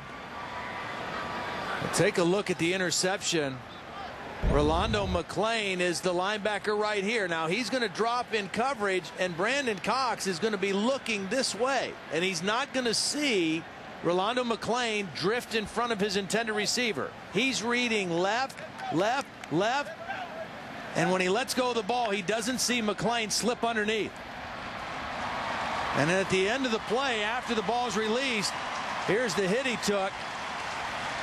Right leg, knee, ankle, grabbing that right knee. Just to look like he got a helmet on the right side of it. Blake Field is the backup quarterback right now. A 6'2", 202-pound junior. If Brandon Cox unable to return, that's who we'll see. But a big-time turnover for Alabama. An excellent field position for John Parker Wilson with 50 seconds left in the half and all 3 timeouts. So no time to panic for Alabama with all 3 of those timeouts. Can they take advantage? Glenn Coffey is the tailback. Wilson throws underneath and got it to his backup tight end Travis McCall, but he can't go anywhere because Blackman is there.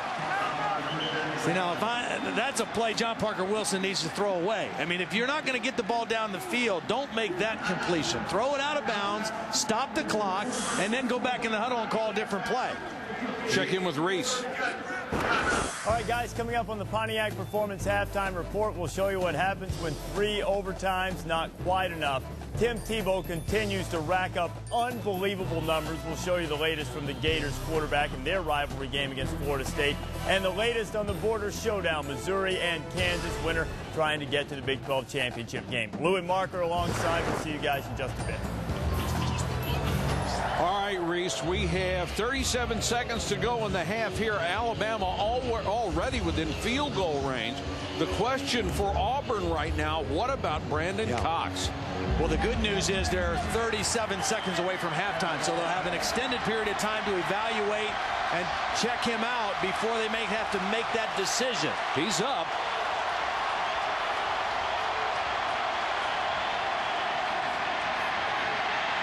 John Parker Wilson flushed out of the pocket on the run, throws.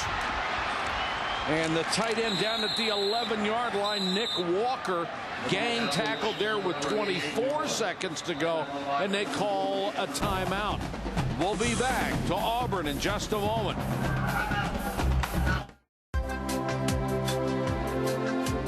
What is Crimson?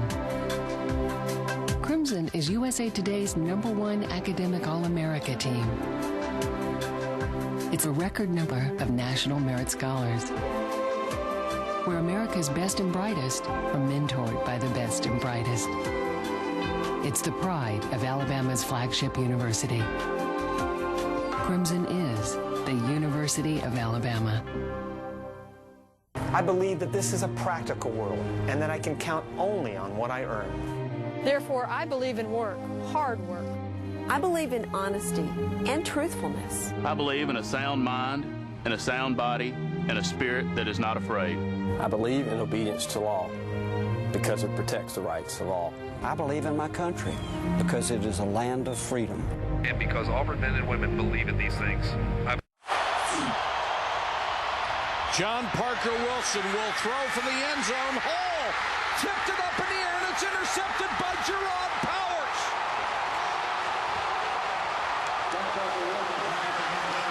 Trying to get Hall in the game, and John Parker Wilson threw what looked like a great pass, and it looked like Hall had it. Hall had no catches before then. It is a good pass. He took his eyes off of it at the last minute. He didn't secure the catch, and Gerard Powers just kept fighting for the football. Looked like he had it. He didn't secure it, and Gerard Powers with an outstanding interception. But that ball should have been caught for a touchdown by Alabama. Powers had enough of a fingertip in between the hands of Hall to tip the ball in the air. Got his 4th interception of the year, probably the biggest one of his career. Against Auburn's bench, that is their first one. All right, here's the answer to tonight's trivia question. Who's the only Auburn starting quarterback to beat Alabama 3 times? The answer, easier than you might think. You just have to go back a couple of years because it's Jason Campbell. If you'd been paying attention, we told you 5 years in a row they have won. So logically, you didn't have to go back too far. Here's Holly. Guys, the initial examination on Brandon Cox looks positive. They let him get up. He's stretching his knee on the sideline. Usually, if they feel a torn ligament after that test, they do not allow him to do that. They'll reevaluate him at the half, guys. Well, they send him back out here to take a knee. So they have to be pretty well convinced that he's all right. Auburn takes a knee, and they will take a 3-point lead into the locker room. Alabama down there twice. 1 missed field goal and 1 interception. Down 3. Here's Holly. Coach, initially your defense looked like they had John Parker Wilson stopped on a touchdown, but they gave it to him. What did you think? Well, they guessed it making the call down there. That wasn't a very good call, I didn't think. But, you know, the replay can't – we don't have a shot on the goal line. But, you know, that's part of it. We got to play better on offense. We kind of shut it down after the first quarter. We got to do a better job second half. How did you shut it down? Well, they made plays, and we didn't. You know, they started blitzing from the corners, and we didn't protect very well. We gave up a couple sacks, so we got to do a little bit better in protection this half. All right, thanks, Coach. Thank you, Holly. Our halftime score is Auburn 10, Alabama. And Reese Davis for the Pontiac Performance halftime report. All right, Mike, never short on intensity between Alabama and Auburn. Glad to have you with us. And plenty of intensity in the border showdown for the Big 12 North title between Missouri and Kansas. There's Chase Daniel, who's thrown 30 touchdown passes on the year coming into the season. Daniel, do I hear 31? Martin Rucker going in, 7-0 Mizzou. Mark, what about this spectacular interception in the end zone by William Moore? Does a great job of getting his body in front of the receiver and reading the quarterback, reaching out, stretches out, gets the interception for Missouri. That was Todd Reesing's first pick in 213 attempts. And then Daniel to Denario Alexander, Lou. The quarterback's always going to scramble to his right when he's in trouble. Here he comes when he's there. Receivers go deep or come up. Right there, great play. Made possible because he broke containment. Deep receivers come up, short receivers go deep. That's it. That's it. When that's the rule, quarterback scramble. It's a windy night in Kansas City, and Scott Webb goes postal on the 33-yard field goal attempt in Kansas. The Fighting Manginos still held off the board, and Webb trying it a second time, and oh boy, it looked as if the wind just grabbed that when he yanked it left. 45-yard attempt, and Kansas still unable to get into the end zone. This Kansas team, second in the nation in scoring this year, and Missouri has shut them out. Just a minute and 13 seconds to go before halftime in Arrowhead Stadium. That game is on ABC. Big East Championship game de facto between West Virginia and UConn. Winner would represent the conference in the BCS. Steve Slayton going 31 yards, Luke. Oh, just a fine block and play there. They just have so much weapons there at the skill position. Hey, they rushed for over 400 yards in the second half, Mark. Are they number 1 in the nation when your poll comes out? Yes, they are. In my book, they're number 1, and they're the favorite to win the national championship. 66 points West Virginia put on UConn. They still have the backyard brawl, but they are going to go to a BCS game, maybe the BCS game. We'll sort everything out for you. You've seen Pat White put on a big-time show. Georgia had an in-state battle against Georgia Tech, and Tennessee had to work overtime and then some to try to get to the SEC title, and more Tebow. The Pontiac Performance Halftime Report is powered by Pontiac, the official performance machines of the NCAA.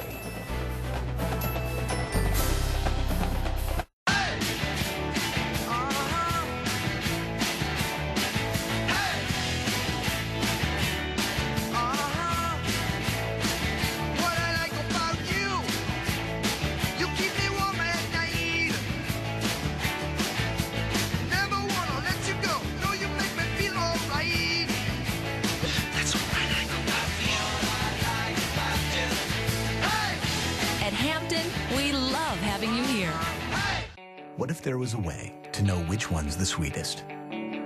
Which one will make the best impression? Or which one will be the most loyal? What if you could tell at a glance which one's the real value? At Saturn, just look for the red tag and you'll know. Find great deals on the Saturn you've always wanted, but hurry before the car that's meant for you is gone. Now get 0 for 60 for well-qualified buyers on all 2007s. The year-end red tag event from Saturn. What kind of question is that? I'm telling you, the Eastern Conference is actually not a JV league. Anybody can come out the East. The West is not dominant anymore, man. There's parity in the NBA right now. You look at Boston, Chicago, Detroit, Orlando, New Jersey, Cleveland, the New York Knicks. We all know there's power in the West, but you got to pay attention now to the East too, Mello. I'm just talking about the exit, man. East or West? Oh. ESPN, your NBA destination for games Wednesdays and Fridays, plus in-depth analysis all week. The Shell experts wanted to prove how easy it is to earn Shell gasoline rebates with the Shell Platinum MasterCard. It's pretty easy. With the new Shell Platinum MasterCard, you earn 5% rebates on all Shell gasoline purchases. Plus, now earn 5% rebates for 60 days on your first $2,000 in purchases everywhere else. Apply by December 31st, 2007. See your nearest Shell station or call 1-877-MY-SHELL.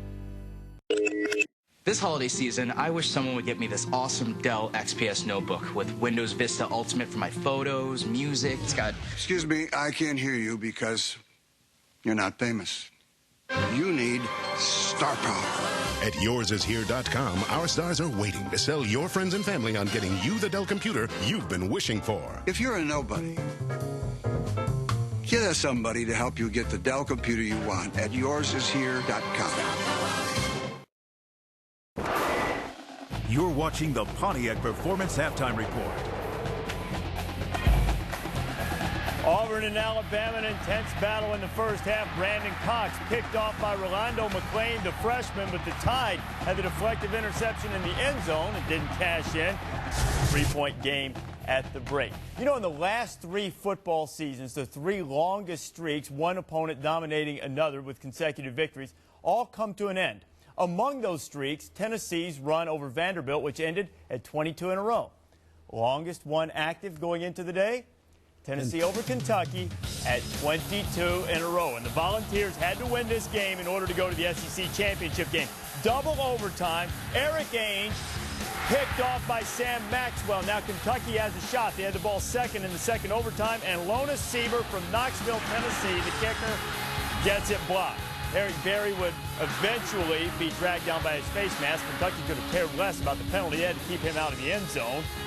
And when it was made on the change of possession, we would play on and play into the third overtime. Now, Tennessee scored a touchdown in the third overtime. The third OT, after we see the official making the call and explaining everything, you have to go for 2. This is for the win, and Arian Foster is cut down. Now, Foster was called for unsportsmanlike conduct for throwing the ball in disgust. 15-yard penalty, meaning Tennessee had to start in quadruple overtime from the 40 instead of the 25.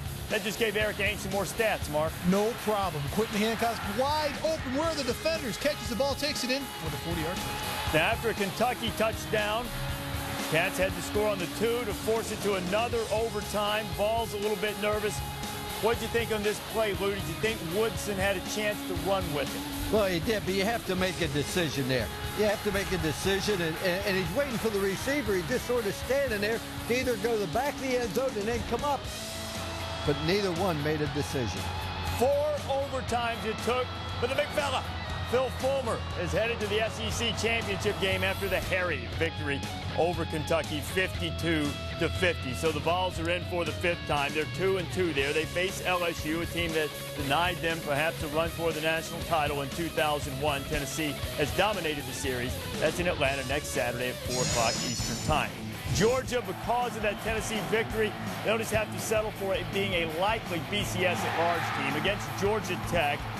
Matthew Stafford, Muhammad Massaquoi, touchdown, Dogs go on top, and then Thomas Brown would put it away in Mayday by plenty. And look at the blocking on the right side. Kick out, block down, and he's off to the races. Nobody's going to catch him. Great execution by the offense. Brown went for $139 in the Georgia 2-touchdown win. More Tebow. That's what the kids say. More Tebow. It's 3-0 Florida State. If you're going to tackle Tebow, you better get a hold of him. Tebow came into the game with 20 rushing touchdowns, just 2 shy of the quarterback record in what we used to call 1A, held by Chance Harridge. It was his first one. He'd get another one. Gary Sismation, this was a highlight for FSU, a 60-yard field goal. He's still not getting it home sticker. Well, they lost. They lost badly, but it was a great kick. There is the record-tying touchdown and the Pontiac game-changing nominee, the thing that really broke the thing open. And then Percy Harvin showing Tebow's not the only guy who can run loose. Oh, he is just a tremendous young man. Great talent as a runner and as a pass receiver. 4 straight wins for the Gators over the Seminoles, fueled largely by Tebow. Last week, he became the first player in major college football history, 2020 guy, rushing and passing touchdowns. 22 touchdowns on the ground. That ties him with Air Force's Chance Harridge for the most ever in a single season. And he's run for 1 and throw for 1 in 13 straight games. He's a joke. He's sick, as the kids say.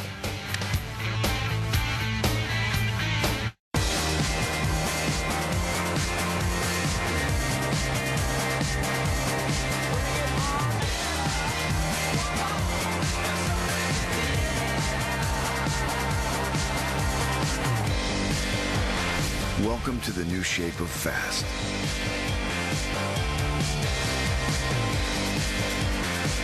Introducing the new Pontiac G6 GXP Street Edition.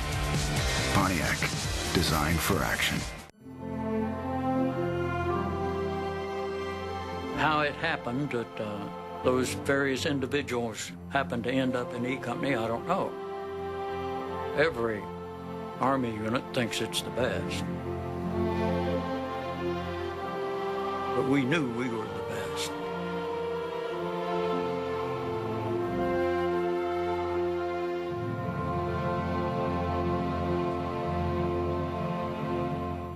All right, freight. Well, you already love the reliability of the big brown truck, but let's say you're shipping something really big, or pallets of lots of little things. Now, wouldn't it be great if you could send any size shipment with the reliability and tracking you're used to with UPS? Hey, look, now you can.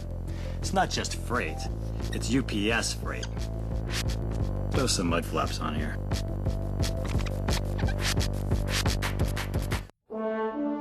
Bart Starr wasn't even drafted until the 17th round in 1956. But Vince Lombardi recognized Starr's potential. Potential is what Starr sees in the at-risk young men who enter Rawhide Boys Ranch, a youth training program he co-founded in 1965. With his encouragement, almost 3,000 young men have graduated to more productive lives. The SEC, the story of character. Monday, the Dolphins head to Steeltown as Big Ben, Willie Parker, and the intimidating Steelers D look to iron out a victory. ESPN Monday Night Football. Dolphins Steelers at 8:30. This week on Sunday NFL Countdown, what keeps the 10-0 Patriots from getting too full of themselves? Frequent servings of humble pie. And just how close was Michael Strahan to retirement before returning to anchor the G-Men's defensive line? We go one-on-one with the Giants sackmaster. It's all on Sunday NFL Countdown, 11 a.m. Eastern. Now to the Monday Night Booth and Mike Tirico. Chris, thanks. The big news around the Steeler-Dolphin game is the former Heisman Trophy winner, Ricky Williams, who was suspended by the NFL for violating the league drug policy, been out of football for quite some time, reinstated last week, practiced this week. Because of injuries, Ron, we may see him on Monday night against Pittsburgh. What could we expect? I expect very little out of Ricky Williams. He hasn't played in a National Football League game in 22 months. He's been practicing with the Miami Dolphins for about a week. John Beck, the quarterback for the Dolphins, now is getting his second start in the National Football League against a very complex and sophisticated Steeler defense. With Ricky Williams in the backfield, I'd be concerned about his blocking as well. Not the concerns Ben Roethlisberger of the Steelers has. Absolutely not. Last year, Ben Roethlisberger had a famous motorcycle accident, had an appendectomy, had a concussion, and had a terrible year. Threw 23 interceptions, the worst number in the entire league. This year, same guy, better health, actually a different guy. 23 touchdown passes already, only 8 interceptions. He's the main reason on the field the Steelers are competitive as they were not last year. 7-3, trying to bounce back from a loss to the Jets on Monday night. Dolphins and Steelers, I could have sworn with all that purple the Vikings were playing. Purple people eaters in the booth. How about that for a wrestling look? Virginia Tech and Virginia winner going to the ACC Championship game. Sean Glennon to Eddie Royal, Pontiac game-changing nominee. Glennon threw for 260 yards in the touchdown. Virginia Tech alum Bruce Smith honored. So too was Virginia alum Kiki Barber. The other quarterback, Tyrod Taylor, rushed for 2 touchdowns. Well, he has great feet. And what Virginia Tech does, they utilize the quarterback's talent. They said, even if you make a bad play, we are going to change quarterback. Bruce pleased, hokey high, going to the ACC Championship game. BC beat Miami. It wasn't necessary for them to do that, to go to the title game. Coach Jags in his first year off to try to win the championship against Virginia Tech. Clemson and South Carolina on ESPN2. Tigers just missing out on the ACC title game. They're up by 6 against their in-state rivals. Remember, South Carolina very likely going to miss a bowl if they can't figure out how to win that game. Oklahoma and Oklahoma State in Bedlam. Sam Bradford, Joe John Finley, and with that touchdown pass, Bradford set a single-season record for freshmen with his 30th touchdown pass. He would wind up with 32, throwing 4 on the day against the Pokes. This one to Finley again, 49-17. Oklahoma's going to the Big 12 championship game, play the winner of Missouri and Kansas. Had a couple coaches fired on Saturday. Bill Callahan, Nebraska, gone. Ed Ogeron, Ole Miss, out. So those are the vacancies at the moment. More to come as the dominoes start to fall.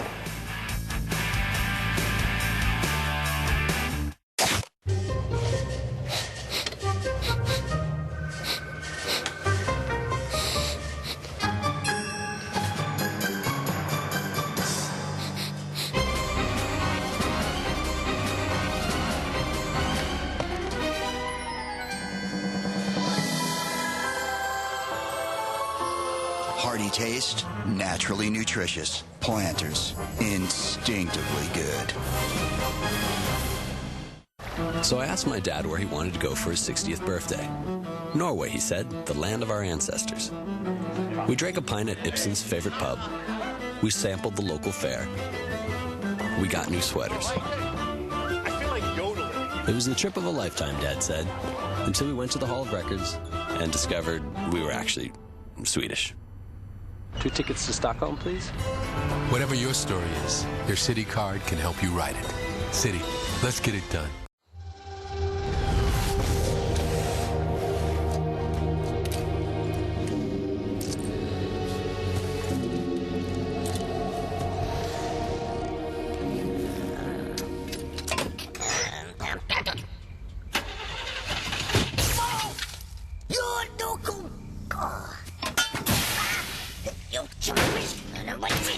Everything should work as well as the Stanley Tripod Flashlight, now 10 times brighter with adjustable beam. Half-price drinks taste even better than regular price drinks. I know. You know? I gotta say, I enjoy the concept of happy hour, but I feel like it's not accurate because it's from 2 to 4. It should be happy hours. That just doesn't, that has no, like, pop to it, though. A couple hours of drink fun. Unsad, wet afternoon chunk. Maybe happy hours. I like that. Yeah, I like that. That's better. Happy hour at Sonic. Over 168,000 fountain drink and slush combinations, like our Cherry Limeade. Half price from 2 to 4 p.m. every day, because Sonic is your ultimate drink stop. All the great plays that swung the tide of momentum coming up on college football final tonight after SportsCenter, which follows the game, probably looking 12:30 neighborhood or so. Nominees for the Pontiac game-changing performance, we ask you to vote.